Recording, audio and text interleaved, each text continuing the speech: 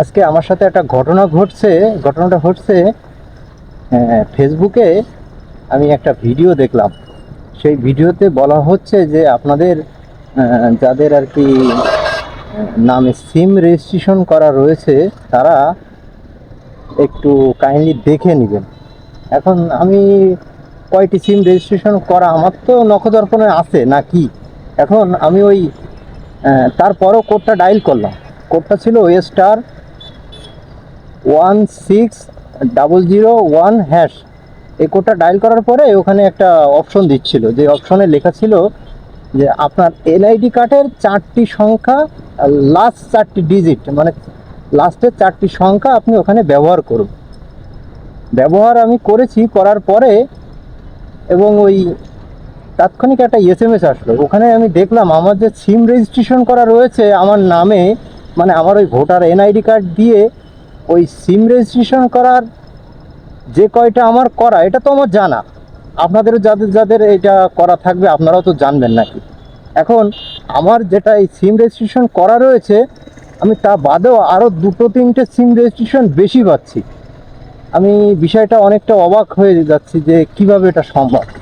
মানুষকে প্রতারণা করে এমন কেউ আমার এই ভোটার আইডি কার্ড ব্যবহার করে, হয়তো কেউ কখন এই সিমগুলো রেজিস্ট্রেশন করছে আমি জানিই না আর কি। এখন আমার সঙ্গে এই ঘটনা ঘটার পরে আমি ওই নাম্বারগুলো নোট করলাম এবং বাড়ি থেকে খুব শীঘ্রই, খুব দ্রুতই বেরোয় পড়লাম। আমি এখন সেই অফিসগুলোতে যাব, যে ওখানকার যে ফলাফল, ওখানকার আমার কি করতে হবে এইগুলো আমি আপনাদেরকে জানাবো।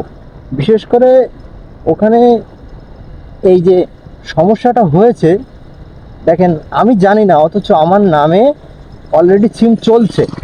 এখন দুর্ভাগ্যবশত এই যে আমি ওই সিমটা জানতেই পারলাম না যে কে ইউজ করছে বা সেই সিমটা চালু আছে কিনা। ওখানে আমার লাস্টের 3টে সংখ্যা দেখাচ্ছে, কিন্তু যেহেতু নাম্বারগুলো আমার নখদর্পণে নাই সেহেতু আমি এখন ওই সিমগুলো আমি কী করব।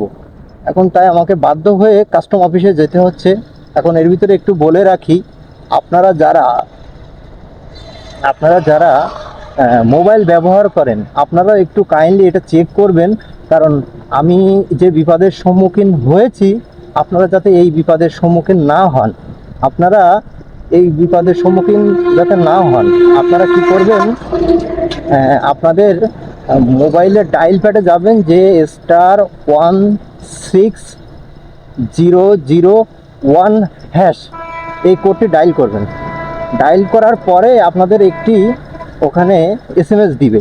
এসএমএসে আপনার উল্লেখ থাকবে যে আপনার এনআইডি কার্ডের লাস্টের 4 ডিজিট ব্যবহার করুন। যখন লাস্টের 4 ডিজিট আপনি ব্যবহার করবেন তখন দেখবেন আপনার ফিরতি একটি এসএমএস দিবে। যে এসএমএসটা আপনাকে দিবে ওই এসএমএসটার ভিতরে আপনার নামে কয়টি সিম রেজিস্টার করা আছে সেটা আপনাকে ওখানে বলে দিবে। যদি একটা থাকে তাহলে একটা দেখাবে, আর যদি কি না আপনার একাধিক থাকে তাহলে সেই ক্ষেত্রে সেটাও দেখাবে। তাই আমি আপনাদেরকে বলছি যে আপনারা যারা বিশেষ করে স্মার্টফোন বা বাটন ফোন ব্যবহার করেন তাদের ক্ষেত্রে এটা চেক দেওয়া খুবই জরুরি। কারণ আপনার অজান্তে কেউ আপনার সিম কার্ড ব্যবহার করছে, আপনার নামে রেজিস্টারকৃত সিম কার্ড ব্যবহার করছে, এটা কিন্তু বিশেষ করে আপনার জন্য একটা হুমকি হয়ে দাঁড়াতে পারে। হুমকি হয়ে দাঁড়াতে পারে কেন বলছি, আপনি তো জানেন না আপনার নামে কয়টি সিম রেজিস্টার করা। আপনি জানেন আপনি যে কয়টা তুলছেন, এর ব্যতীত কেউ আপনার নামে সিম রেজিস্টার করে নিচ্ছে কিনা এই বিষয়টা তো আপনি জানেন না। তা যাই হোক, আজকের পর্বে আমি এইটা আপনাদেরকে শেয়ার করব। চলুন এখন আমি যাব কাস্টম অফিসে। যাওয়ার পরে কাস্টম অফিস থেকে যদি কিনা ওই সিমগুলো আসলে আমার হয় তাহলে সেই ক্ষেত্রে আমি তো রাখবো, আর যদি কিনা আমার না হয় তাহলে সেই ক্ষেত্রে আমি তো রাখবো না, আমি ওই সিমগুলো তো বাদ দিয়ে দিব। এখন যাই হোক, অনেকক্ষণ আপনাদের সঙ্গে কথা বলেছি, চলুন লেটস গো।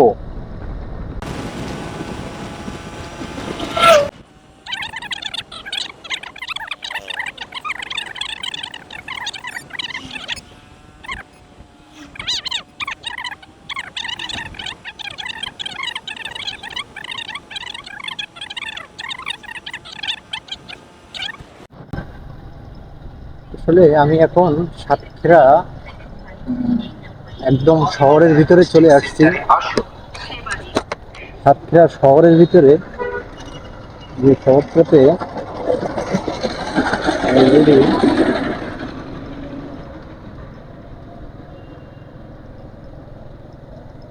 আর অল্প কিছুক্ষণ পরে আমাদের কাঙ্ক্ষিত সেই কাস্টম অফিস। চলুন যাওয়া যাক।